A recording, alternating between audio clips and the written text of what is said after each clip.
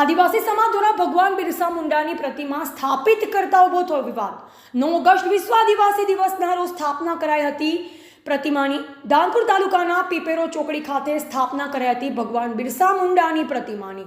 મંજૂરી વિના પ્રતિમાની સ્થાપના કરી હતી। વેપારી વર્ગ દ્વારા વિરોધ દર્શાવવામાં આવ્યો હતો અને ગામ બંધ રાખવામાં આવ્યું હતું। તંત્ર દ્વારા પ્રતિમાને દૂર કરવા અંગે આપી 48 કલાકની નોટિસ। આદિવાસી સમાજ દ્વારા પ્રતિમા ત્યાં રાખવા અને આદિવાસી સમાજની લાગણીને માન રાખવા કરાઈ છે અપીલ।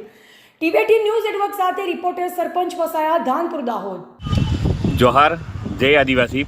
કાલે ધાનપુરની અંદર વિશ્વ આદિવાસી દિવસ નિમિત્તે ભવ્ય રેલીનું આયોજન હતું। તેની અંદર ધાનપુરના તમામ ગામોના લોકો ઉપસ્થિત હતા અને જે લગભગ 1 યા 1.5 વર્ષથી જે પ્રશ્ન વણ ઉકલ્યો હતો જે એ હતો કે પીપેરો ચોકડી પર બિરસા મુંડાની મૂર્તિ ત્યાં મૂકવી। હવે લગભગ 1 વર્ષથી મામલતદાર સાહેબ શ્રી ધાનપુર મામલતદાર સાહેબને પણ આ બાબતે જાણ કરવામાં આવેલી છે।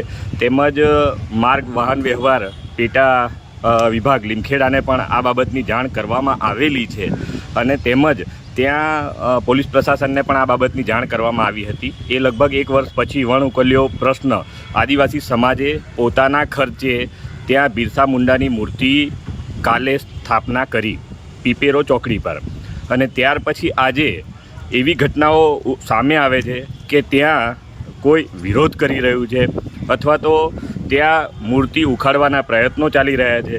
તો ત્યાંના ચૂંટાયેલા પ્રતિનિધિ તરીકે હું બચુ ખાબર સાહેબને કહેવા માગું છું, આદિવાસી સમાજ પ્રત્યે માનવતા દાખવો અને આદિવાસી સમાજના ભગવાન તરીકે ગણાતા બિરસા મુંડાની મૂર્તિ જે આદિવાસી વિસ્તારનો જ એક ભાગ છે જે ધાનપુર વિસ્તાર છે, તો પીપેરો ચોકડી પર બિરસા મુંડાની મૂર્તિ કાયમી રીતે સ્થાપિત થાય અને ત્યાં તમામ લોકો તેની કાયમી રીતે એને સન્માનની નજરે જોવે। એ કામ સન્માનની નજરે જોવાનું કામ એ તમારો એક વિડીયો પણ આવી જશે તો આ મૂર્તિ કાયમી રીતે સ્થાપિત થઈ જશે અને દરેક જણ આની સન્માનની નજરે જોવે। એવી આદિવાસી સમાજ વતી હું કેતન બામણિયા આદિવાસી પરિવાર વતી આપને હું નમ્ર વિનંતી સાથે આ વિડીયોની અંદર હું જણાવું છું। જોહાર, જય આદિવાસી।